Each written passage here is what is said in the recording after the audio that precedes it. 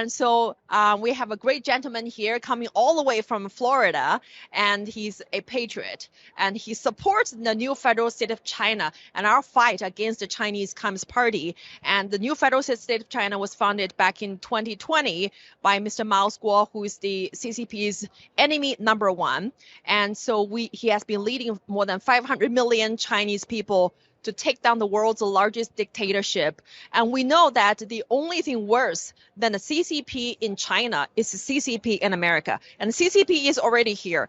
It's influencing your Capitol Hill, the Wall Street, the Hollywood, the Silicon Valley. So as an America, why do you think that we need to sit down together to talk about taking down the Chinese Communist Party? Well, thank you, Nicole. It's very important to understand that this invasion of communism and socialist ideology has not just started now. It started decades in the past, and it infiltrated not just America, but other countries around the world as well.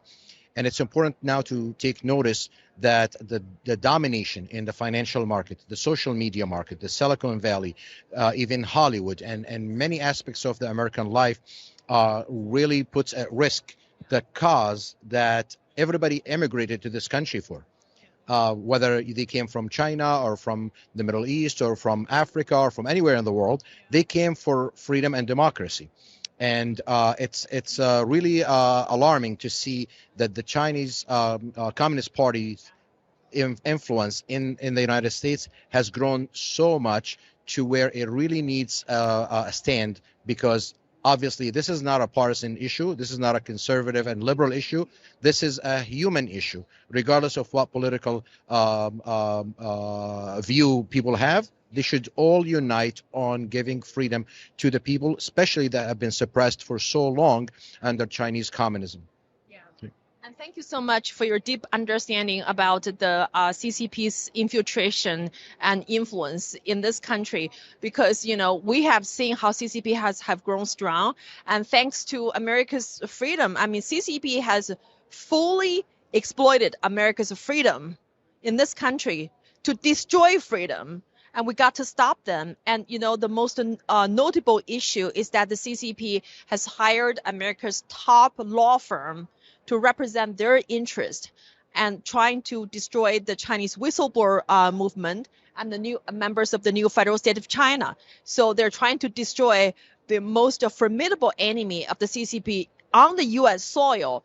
So this is why we have to fight. So it's nothing to do with the American domestic politics. I know you're wearing a Trump hat, but I think you said it beautifully. This is not a partisan issue. This is a human issue, and I cannot see why the people that from the Democrats' side and the people who are moderate, why not join the new federal state of China to take down the Chinese Communist Party? It's a human issue. It's an American issue, because I don't want our story to become your children's story. We're the survivors of the Cultural Revolution. We're the survivors of the Tiananmen Massacre. We're the survivors of the forced labor camp, the forced abortion, everything, all the human disasters.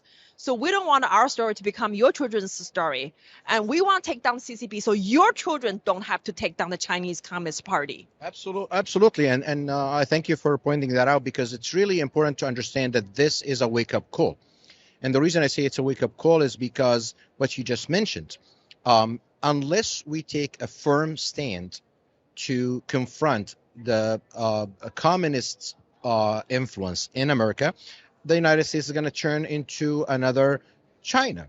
And nobody wants that, whether they're Democrats, Republicans or independents. Nobody really wants that in America. But it's also important to understand that one of the vulnerabilities that we have in our democracy is something that the Chinese Communist Party has exploited, using our laws and our democracy and infiltrated, turning our freedom against us by infiltrating every aspect of our lives, whether it's the Chinese products that are flooding the markets in the U.S. at a really cheap rate due to child labor and sweatshops in China. And Americans in general have to take a stand and refuse and start supporting American products so that stop stop helping the CCP abuse of these poor citizens there that are being worked in sweatshops and exploited, and also so that, like you mentioned, America doesn't turn into another China. And we still want to uphold our laws, and we still want to uphold our democracy. However, we have to be smart about confronting the penetration, that exploitation of our laws and our freedom. We want to remain a capitalist society, and we want to remain a sovereign society. So we have to start confronting these funds and these influences that penetrated, political campaigns and politicians and so on. And we'll take a stand to reference any action that is being taken in the country, whether that applies to our democracy or that advances more socialism and more communism into the United States.